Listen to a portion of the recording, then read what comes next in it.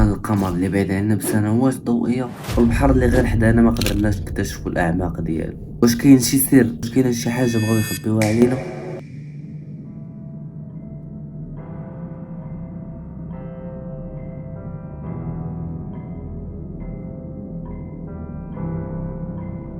هادشي اللي غنجاوبكم عليه في هذا الفيديو. واش العشرين اليوم غنهضروا على واحد من اكثر الاسرار المخيفه اللي باقي ما عارفين عليها والو، اللي باقي حتى واحد ما عارف عليها شي حاجه ولا هما عارفينها ومخبيين علينا شحال من حاجه. واخا كاع التطور اللي كنشوفوا فيه بنادم غادي للقمر، اكتشفنا الفضاء، اكتشفنا الارض، وشحال ديال الاكتشافات، واحد الحاجه اللي غير حدانا وما قدروش يكتشفوها. بصح الاعماق ديال المحيطات مازال ما مكتشفينش ولا غير مخبيين علينا الاسرار ديالها.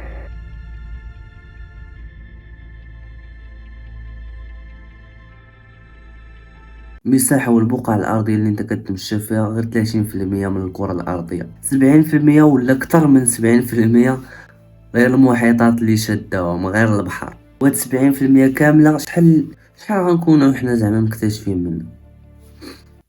50%، 60%، 30%، قل من 20% اللي مكتشفين في 70% ديال المحيطات اللي كاينين غير حدانا.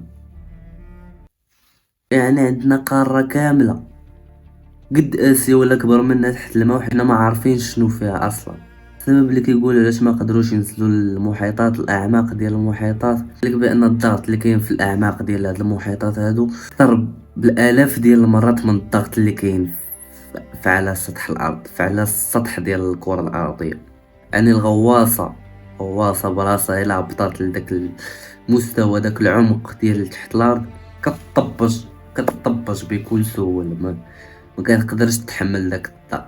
واخا كاع هاد الاكتشافات هادو مازال ما قدروش يكتشفوا شي مواد اللي مقاومه لداك الضغط زعما. السبب الثاني هو الظلام. من البدايه ديال 1000 متر تحت الماء ما كيبقى يبان حتى شي حاجه، حيت الضوء ديال الشمس ما كيقدرش يوصل لديك البلاصه. يعني ما غتبقى تبان لك حتى شي حاجه، ظلام مطلق. ولكن راه كاين بولات، كاين زعما كاين البولات، ما كيخدموش البولات تحت الماء ولا كيفاش؟ واخا كاع هادشي هذا كاينين كائنات حية في داك العمق اللي قال لك حتى الغواصة ما تقدرش تحمل الضغط، تما كاينين كائنات حية. كيفاش؟ ما نعرف. العلماء مازال كيكتشفوا انواع جديدة من كل واخا دابا العشرة غنعاود لكم الاسباب اللي ما خلاوهمش يكتشفوا الاعماق ديال البحر. السبب الاول هو الضغط الشديد اللي كيدمر اي معدات الغواصة ولا اي حاجة غادي تدمر داك الضغط الا دوك الكائنات اللي كاينين في الاعماق بطبيعة الحال.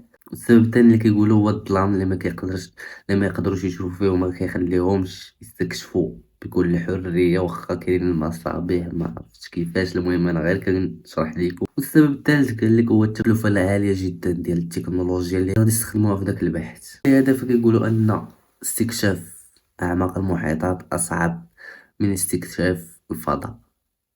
واش نتوما متفقين مع هذه الفكره هذه؟ اللي متفق يقول لي في الكومنتات متفق، اللي ما متفقش يقول لي في الكومنتات ما متفقش. والسؤال اللي باقي بلا جواب هو شنو كاين في دوك البلايص اللي مازال ما مكتشفينش؟ واش اكتشفوهم ولا مازال ولا غير مخبيين علينا؟ وشنو كيفاش؟ ما نعرف.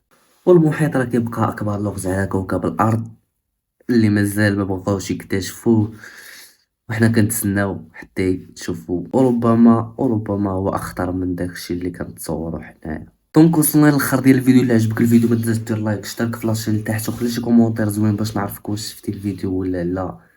وبيس عليكم ان شاء الله.